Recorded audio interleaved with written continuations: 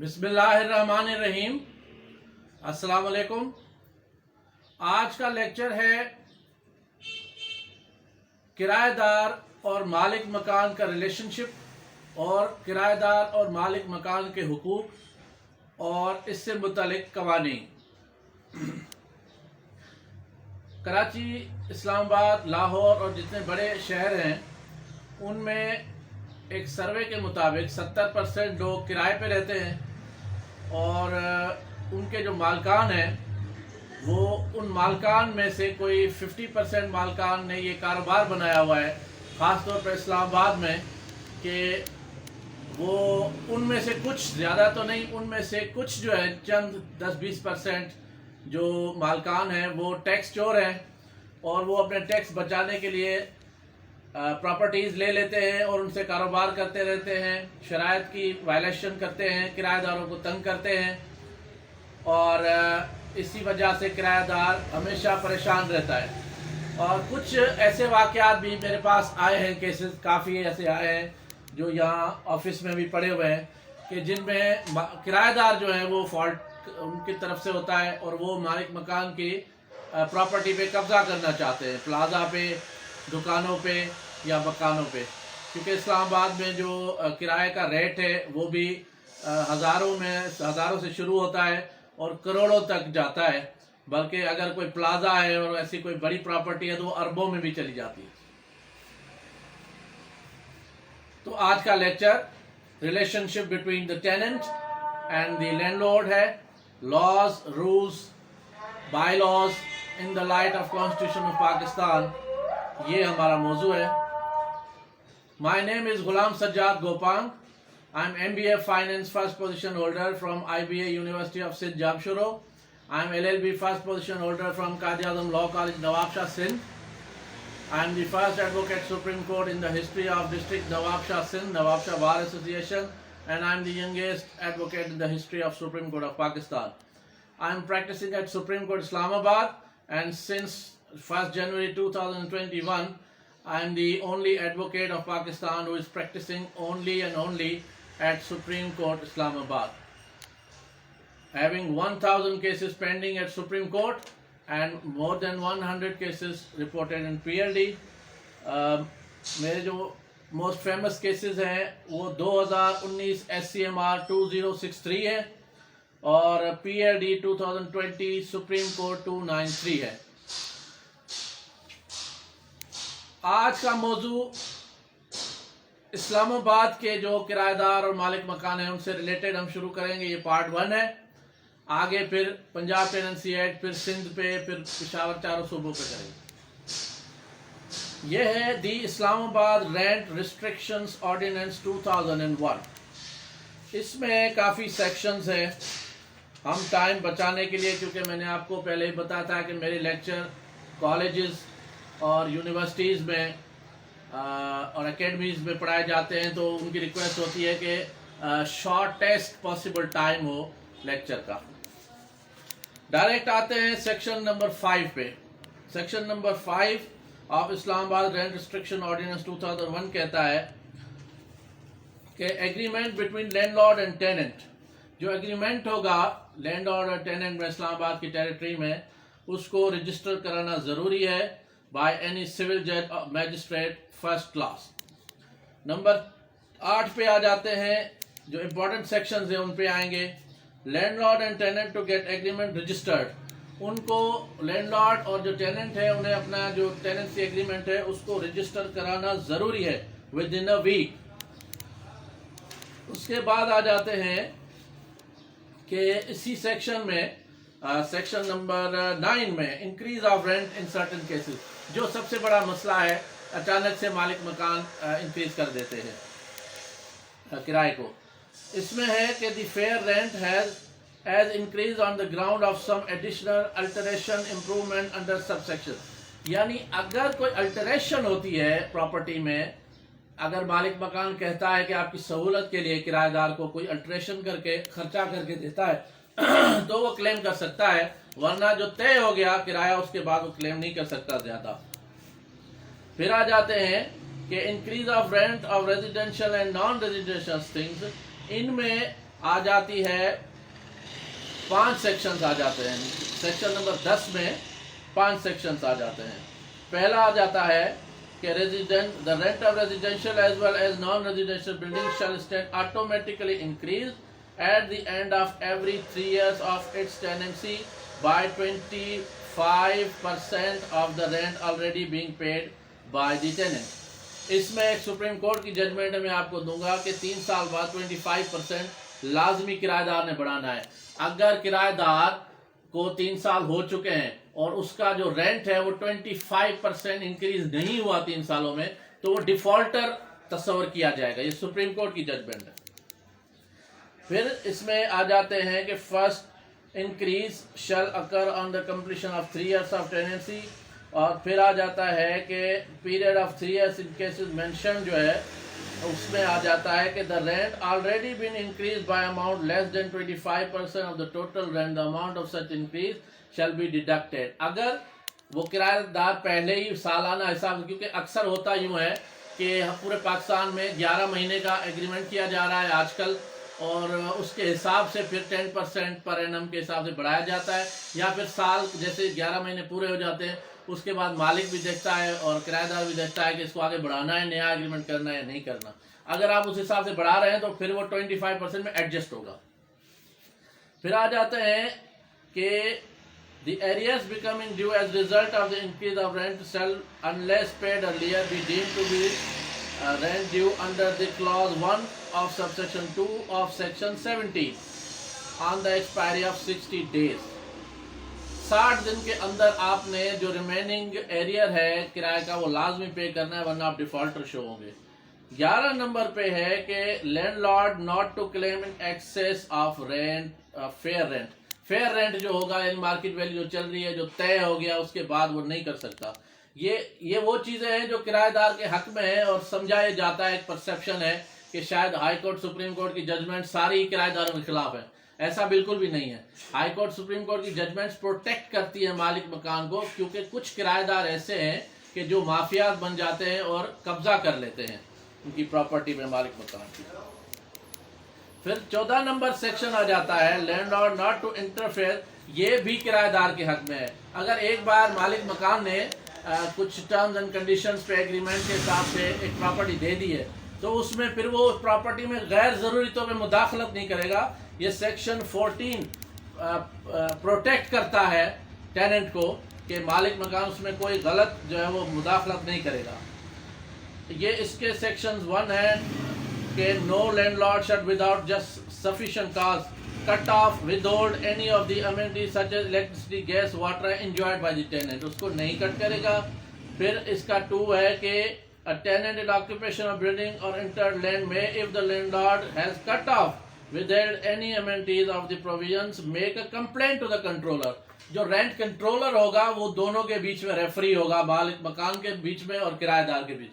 जिसको भी कंप्लेंट होगी वो रेंट कंट्रोलर को कंप्लेंट कर सकता है। अगर मालिक मकान आपको तंग कर रहा है, सेक्शन 14 में सबसेक्शन 2 में आप रेंट कंट्रोलर के पास जाएं। नंबर 3 में है कि अगर कोई इंक्वायरी होती है और tenant has been enjoying in amenities और उसको डिस्टर्ब किया जाता है मालिक मकान की तरफ से, तो एक्शन होगा।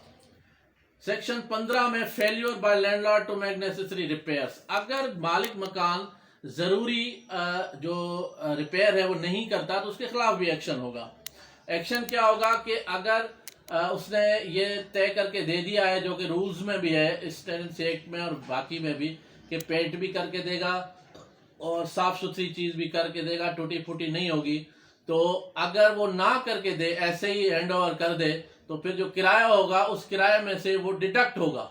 जो भी खर्चा यानी एक सूटेबल रहने या कारोबार करने के लिए जगह अगर नहीं है, उसमें फौरी तौर पे किसी रिपेयर की जरूरत है, तो वो किराएदार जो रिपेयर करेगा उसके किराए से कटेगा। ये सेक्शन 15 जो है ये किराएदार को प्रोटेक्ट करता है।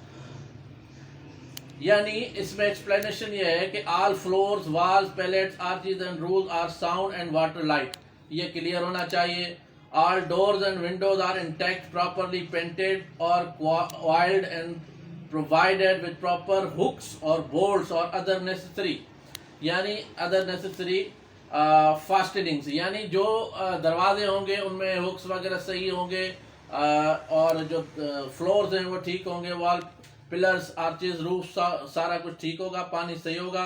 इसके नंबर 3 में आ जाता है ऑल रूम्स, कमरे भी ठीक होंगे, outhouses and appurtenant building are properly coloured washed और वाइट वाश्ड, यानी उसका वाइट वाश हुआ होगा, साफ सुथरे होंगे। और चौथा नंबर आ जाता है कि electric, water, gas and sanitary fitting, ये चीजें भी मालिक मकान की जिम्मेदारी है कि किराएदार को सेट करके दे। If any are properly maintain and are safe, sound and without leakage, कोई लीकेज भी नहीं होनी चाहिए। अच्छा, उसके बाद आ जाती है कि अगर सेक्शन नंबर 16 कहता है कि अगर ये चीजें नहीं है, ये चीजें नहीं है, उनमें मालिक मकान फेल होता है, तो सेक्शन 16 में रेंट कंट्रोल के पास किराएदार जा सकता है कि ये चीजें उसने नहीं करके दी, अब इसके किराए में से उन सारी चीजों को माइनस करके मैं किराया दे रहा हूँ। अब आता है सेक्शन नंबर 17, जो मेन झगड़ा होता है, क्योंकि इस्लामाबाद की कैपिटल टेरिटरी में, क्योंकि मेरे ज्यादा केसेस हैं, ये आधे से ज्यादा इस्लामाबाद के केसेस हैं, तो इनमें जो मैटर आता है वो आ जाता है इजेक्शन का। कहीं पे मालिक मकान जिम्मेदार होता है, कहीं पे किराएदार की जिम्मेदारी होती है, दोनों में से किसी न किसी का कसूर होता है। अच्छा, ज्यादातर जो मैंने नोटिस किया है वो आम लोगों से मेरा परसेप्शन डिफरेंट है कि इस्लामाबाद की प्रॉपर्टी जो है वो ज्यादातर बड़े बड़े जो F8 के बेंगलोज हो गए, या G9 के हो गए, या G6 के हो गए, या जितने बड़े बड़े बेंगलोज हैं उनमें करोड़ों रुपए के, किसी किसी में तो अरबों रुपए के किराए हैं। तो वो ज्यादातर जो है वो सरकारी मुलाजमीन जो है, वो कोई कर्नल जनरल हैं, कोई बहुत बड़े ब्यूरोक्रेट्स हैं, सेक्रेटरी वगैरह हैं, और कुछ बड़े बड़े सियासतदान हैं, या कुछ बड़े बड़े बिजनेसमैन हैं जो अपनी प्रॉपर्टी शो ही नहीं करते। फ्रंटमैन कोई और होता है और किराए लेते रहते हैं, टैक्स चोर भी होते हैं, सब नहीं होते, अच्छे लोग भी होते हैं, ईमानदारी से कमाने। वैसे मुझे एक चीज समझ में नहीं आती कि 10 अरब रुपए का जो कोठी होती है वो कौन सी ईमानदारी के पैसे से सरकारी मुलाजिम कमाता है, तो वो आप बेहतर जान सकते हैं। लेकिन मेरी अपनी परसेप्शन में ज्यादातर वो ऐसे लोग होते हैं जो माफियाज होते हैं, ज्यादातर। कुछ लोग अच्छे भी होते हैं, जो बड़े बड़े बेंगलोर के जो मालकान होते हैं उनमें कुछ जो है वो ऐसे लोग होते हैं कि जो माफियाज होते हैं और तंग करते हैं। अच्छा, इनमें एविक्शन ऑफ टेनेंट, यानी अगर किराएदार को एविक्ट किया जाए तो कैसे किया जाए। अब इसके जो मेन ग्राउंड्स हैं वो 3 हैं। सिंपली अगर हम आपको सुने, असल मसला ये होता है, एक होता है डिफॉल्ट, एक होता है पर्सनल नीड, और एक होता है वायलेशन। 3 ये आपने याद रखना है किसी भी किराएदार को निकालने के लिए, और किसी भी मालिक मकान के फेवर के या किराएदार के फेवर के। ग्राउंड्स 3 है, personal need, default and violation. मालिक मकान ने साबित करना है कि अगर इन तीनों में से किसी एक चीज को एग्जिस्ट करना मालिक मकान की जिम्मेदारी है, तो अगर वो साबित कर गया तो किराएदार एविक्ट हो जाएगा, खाली हो जाएगी जगह। पहला है पर्सनल नीड। पर्सनल नीड के को समझना बहुत जरूरी है। अगर किसी भी मालिक मकान के, जैसे मैंने बता रहा हूँ इस्लामाबाद में ज्यादातर, कराची में भी, एक बंदे के 100 कोठियां हैं, 100 मकान है अरबों रुपए के। अब उसकी कौन सी पर्सनल नीड हो गई? उसकी कोई पर्सनल नीड नहीं है।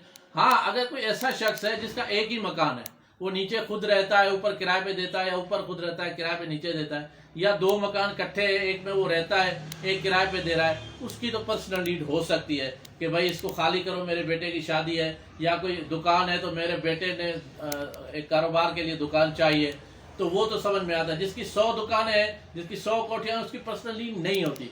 ये आपने किराएदारों के फेवर की बात है। अब दूसरी बात आ जाती है डिफॉल्ट। डिफॉल्ट मैंने बताया 25%, अगर 3 साल में नहीं हुआ डिफॉल्ट हो जाएगा। अगर किराया महीने पे नहीं दे रहा, पूरा नहीं दे रहा, वो भी डिफॉल्ट हो जाएगा। फिर तीसरी आ जाती है वायलेशन, यानी जो भी रूल्स एंड रेगुलेशंस हैं, यानी किराएदार ने मोहल्ले में किसी को तंग नहीं करना, किराएदार ने जो रूल्स है उसकी वायलेशन नहीं करनी, अपना जो किराए का मकान है वो किसी और को किराए पे नहीं देना। इन चीज़ों को आके पढ़ते हैं। अच्छा, अब इसमें जो मेन चीज़ें हैं वो 5 क्लॉजेज हैं, 5 क्लॉजेज हैं। सेक्शन 17 के 5 क्लॉजेज हैं जिनको आपने पढ़ना है। पहला है कि the tenant has not paid the rent, ठीक है। दूसरा है the tenant has without written consent of landlord, उसकी वायलेशन की है जो मैंने आपको बताया। Transferred his right under the lease, आगे दे दिए। Use the building rented land for purpose other than, किसी और मकसद के लिए। यूज कर रहा है। The tenant has committed such act are likely to impair partially value of utility, यानी उस बिल्डिंग की वैल्यू जो है वो कम होती जा रही है। किराएदार को ऐसा काम कर रहा है, कोई ड्रिल मशीन जैसे कारोबार कर रहा है, कोई सुराख कर रहा है, कोई लोहा बना रहा है, कुछ ऐसा कि जिससे वो डिप्रिशिएट होती जा रही है। फिर आ जाए tenant has indulged activities as a causing nuisance to the neighbours, अगर वो अपने मोहल्लेदारों को तंग कर रहा है, उनको परेशान कर रहा है, तो फिर भी वो उसको निकाला जाएगा। पांचवा है कि the building rented landlord is reasonable in good required by the landlord for the reconstruction. अब दो चीजें होती है, एक तो उसको अपनी जाती जरूरत के लिए, चाहे रहने या कारोबार करने के लिए, या फिर उसको कंस्ट्रक्शन करने, रिकंस्ट्रक्शन, रिपेयर, इन चीजों के लिए। ये सेक्शन 5 ऑफ सेक्शन 17 मालिक मकान को हक देता है कि उसमें अगर वो उसको रिपेयर करने के लिए उसको चाहिए तो वो ले सकता है। लेकिन अगर वो रिपेयर करने के बहाने से लेता है और लेने के बाद वो रिपेयर नहीं करता, फिर भी उसके खिलाफ एक्शन होगा। ये आपने ध्यान में रखना है कि the controller may give the tenant a reasonable time for putting ten landlord in position. अब इसको अगर इवन किराएदार को रेंट कंट्रोलर कहता भी है खाली करो, तो उसको टाइम देगा।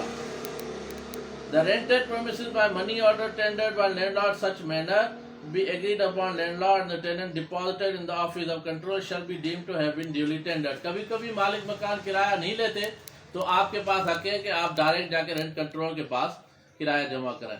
उसके बाद है कि if the control is not satisfied the providing shell make in order ejecting. 3 में सबसेक्शन 3 में वो इजेक्ट कर सकता है, अगर वो सेटिस्फाइड नहीं होता तो किराएदार को निकाल सकता है। फिर है कि in the case of residential building if the if he requires in a good faith that he has own occupation of any member of his family or any member of family as the case may be, not occupying any other residential suitable for his needs at the time of urban area। ये personal need में उसको right provide होता है। उसके बाद ये हो जाता है कि power of rent controller, the rent control shall if he satisfied by the claim by the landlord the section 4 bona fide make an order directing the tenant to put the landlord in possession of the building। फौरी तौर पे landlord को वापस की जा सकती है। if the control is not satisfied तो वो रिजेक्ट भी कर सकता है। अच्छा, उसके बाद है कि when landlord has obtained possession of a building pursuant to order clause 4, ये सेक्शन 7 है। किस सेक्शन का? ये सबसेक्शन 17, सेक्शन 17 इवेक्शन ऑफ लैंडलॉर्ड का सबसेक्शन 7 है कि अगर 4 महीने के अंदर उसने इस वजह से खाली कराया, मालिक मकान ने बिल्डिंग या घर या कुछ के उसको रिपेयर करना, तो 4 महीने में उसने लाजमी रिपेयर करना है, वरना जो किराएदार है वो फौरी तौर पे कंप्लेंट करेगा रेंट कंट्रोलर को कि उसने झूठ बोला था मालिक मकान ने और उसने कोई रिपेयर नहीं की। तो फिर वापस उसको रेंट कंट्रोलर बोल देगा मालिक मकान को कि टेनेंट को वापस उसका कब्जा दे दो। अच्छा, उसके बाद आ जाते हैं एविक्शन सेक्शन नंबर 18। ये बहुत इंपॉर्टेंट है। सेक्शन नंबर 18 जो है वो उन मालिक मकानों के बारे में जो मेरी नजर में जेन्युइन और शरीफ लोग हैं, जिनको किराएदार तंग करते हैं। ज्यादातर हम लोग, आपको पता है, यतीम, गरीब, बेवा, मिस्कीन, इनको कुछ लोग हमारे जो है बहुत तंग करते हैं, उनकी मजबूरी का फायदा उठाते हैं। सेक्शन 18 में है, जिसको फिर कभी कभी मिसयूज भी करते हैं। इस सेक्शन को मालिक मकान मिसयूज भी करते हैं। आपको पता है हमारी कौम माशाल्लाह से अजीम कौम है, लेकिन हमारी कौम किसी भी चीज को यूज कम करती है और मिसयूज ज्यादा करती है। Eviction of tenants where the landlord is salaried person, widow, minor, orphan. अगर मालिक मकान सैलरीड पर्सन है या बेवा है किसी की, और जनाब माइनर है, माइनर बच्चा है, उसका वालिद फौत हो गया है, ऑर्फन है, इस सूरत में सेक्शन नंबर 18 में रेंट कंट्रोलर फौरी तौर पे एक्शन लेगा जैसे ही कंप्लेंट दाखिल होगी इनकी तरफ से कि हमें किराएदार तंग कर रहा है, किराया नहीं दे रहा, किराया नहीं दे रहा, या वायलेशन कर रहा है, यानी 3 चीजें पर्सनल नीड में चाहिए, या हमें वो डिफॉल्ट कर रहा है, या इसने वायलेशन की है। रेंट कंट्रोलर फौरी तौर पे एक्शन लेगा, क्योंकि जो प्रॉपर्टी है वो बेवा की, यतीम की और सैलरीड पर्सन की है। अच्छा, ये 2 महीने के अंदर आप अगर यानी कोई बेवा, यतीम, सैलरीड पर्सन है, 2 महीने के अंदर नोटिस उसको देगा टेनेंट को कि 2 महीने के अंदर खाली करो। वो पाबंद है खाली करने का, पर्सनल नीड पे या डिफॉल्ट पे या वायलेशन पे। उसके बाद आ जाते हैं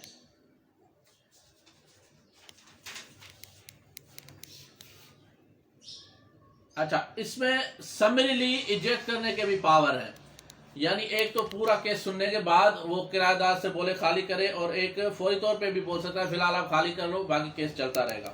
इंटरिम ऑर्डर भी पास कर सकता है। अच्छा, अ लैंडलॉर्ड, और ये सबसेक्शन 7 है इसका, लैंडलॉर्ड और fund of a district landlord referred to section subsection 1-2 with in 1 year of his obtaining possession of a building provided in section 6 relates the building to any other person then the previous tenant shall be punished।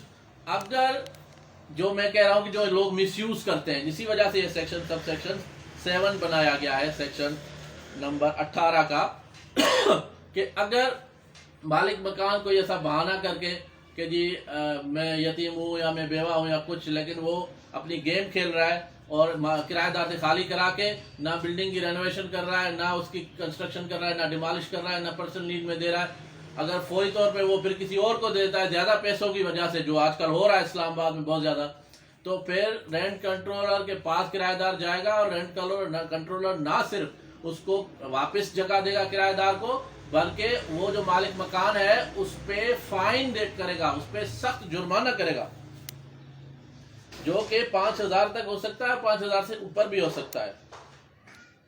अच्छा, और उसमें यह भी हो सकता है कि that if amount of annual rent for with the building so relate exceeds 5,000 rupees, the amount of fine shall be equal to the amount of annual rent. यानी अगर कि मालिक मकान इसी हिसाब से गेम करके खाली करवा के किसी दूसरे को देता है पैसों की वजह से, तो ना सिर्फ किराएदार जो है वो वापस उसको रखा जाएगा उस प्रॉपर्टी पे, रेंट कंट्रोल को पावर है ये भी करने का, बल्कि मालिक मकान से ये भी कह सकता है कि एनुअल जितना रेंट बनता है वो भी एडजस्ट करो और उस पर जुर्माना भी एडजस्ट करो टेनेंट के फेवर में, और वो जमा कराओ रेंट कंट्रोलर के पास। फिर सेक्शन 19 है tenant to be inform in case of transfer of ownership. Section 19 में यह है कि अगर मालिक मकान कोई चीज किराएदार को दे रहा है और फिर वो प्रॉपर्टी आगे सेल कर सकता है, उसका हक है, मालिक मकान सेल कर सकता है जब दिल चाहे उसका, तो मगर जब सेल करेगा तो वो नोटिस देगा किराएदार को कि भाई मैंने ये जो प्रॉपर्टी है ये फला बंदे को सेल कर दी है और आपने अब उसको बाकी रेंट देना है, और वो देना है with in 30 days from the date when the intimation should be normal course have reached the tenant. 30 दिन के अंदर लाजमी उसको नोटिस देना है। 20 है decision have become final not to be reopen. 20 number जो सेक्शन है वो रेंट कंट्रोलर जो है उसके फेवर का है, उसके पावर्स को जाहिर करता है। एक बार अगर उसने कोई फाइनल फैसला कर दिया, इंटरिम तो वो चेंज कर सकता है, लेकिन अगर फाइनल फैसला कर दिया तो उसको दोबारा रीओपन नहीं किया जा सकता। अब आ जाते अपील। इस अगर रेंट कंट्रोलर ने कोई फैसला कर दिया मालिक मकान या किराएदार की किसी के भी हक में, तो उसकी अपील दायर हो सकती है। Any party agreed by final order of the controller made under this order may with in 30 days of the date of such order prefer an appeal to the district जज। जो जिले का डिस्ट्रिक्ट जज है, सेशन जज है, district जज है, उसको उसके पास 30 दिन के अंदर आप रेंट कंट्रोलर के ऑर्डर को मालिक मकान या किराएदार चैलेंज कर सकते हैं। लेकिन अगर इंटरिम ऑर्डर है तो उसको चैलेंज करने के लिए जो आपके पास रेमेडी है वो ये है कि आप इंटरिम ऑर्डर को चैलेंज नहीं कर सकते, और चूंकि नहीं कर सकते तो मेरे यूट्यूब पे कॉन्स्टिट्यूशनल 100 से ज्यादा लेक्चर से आप पढ़ लीजिएगा। कॉन्स्टिट्यूशन भी मेरे पास मौजूद है। मैं मुख्तसर आपको बता सकता हूँ कि when there is no other remedy available to any agreed person he can file constitutional petition, जिसको रिट पिटिशन कहते हैं पंजाब में और पेशावर और के एरियाज में, इस्लामाबाद में भी, और सिंध में उसको सीपी कहते हैं, कॉन्स्टिट्यूशनल पिटिशन। कि जब you have no remedy available then writ is maintainable. उसके बाद एग्जीक्यूशन आ जाता है और फिर पेनल्टीज भी आ जाती हैं। अच्छा, एक चीज और आपने देखनी है, section number 26। Section number 26 is very very important. अगर मालिक मकान या किराएदार इनमें से कोई भी फ्रिवोलियस, झूठी, बेबुनियाद, खामखा की कंप्लेंट्स करता है रेंट कंट्रोलर के पास, एक दूसरे को तंग करने के लिए बिला वजह झूठा केस दाखिल करता है, तो किराएदार हो या मालिक मकान दोनों पे या किसी पे भी जिसने गलत केस किया है, रेंट कंट्रोल के पास पावर है कि उस पर पेनल्टी डाल सकता है, उस पर जुर्माना कर सकता है कि आपने ये केस बेबुनियाद किया अगले को परेशान करने के लिए। कंपनसेशन भी का भी ऑर्डर कर सकता है कि आप अगर किराएदार ने झूठा केस किया तो मालिक मकान कंपनसेट करे, और अगर मालिक मकान झूठा केस किया तो किराएदार कंपनसेट करे। फिर पेनल्टीज भी आ जाती है। Whoever contravenes or falls section 28, ये है section 28। Whoever contravenes fails to comply any provisions of ordinance or rules there under, तो उसको भी जुर्माना किया जा सकता है। आखिर में मैं आपको जजमेंट्स दे देता हूँ। पहली टोटल जजमेंट्स में आपको आज दे रहा हूँ 8 जजमेंट्स में आपको दे रहा हूँ। अच्छा, ये है PLD 2013 सुप्रीम कोर्ट 190 पहली जजमेंट। दूसरी 2012 SCMR 854। फिर है तीसरी 2009 SCMR 1008 और चौथी 2007 SCMR 518। पांचवी है PLD 2004 सुप्रीम कोर्ट 682 और छठी है PLD 2003 सुप्रीम कोर्ट 277।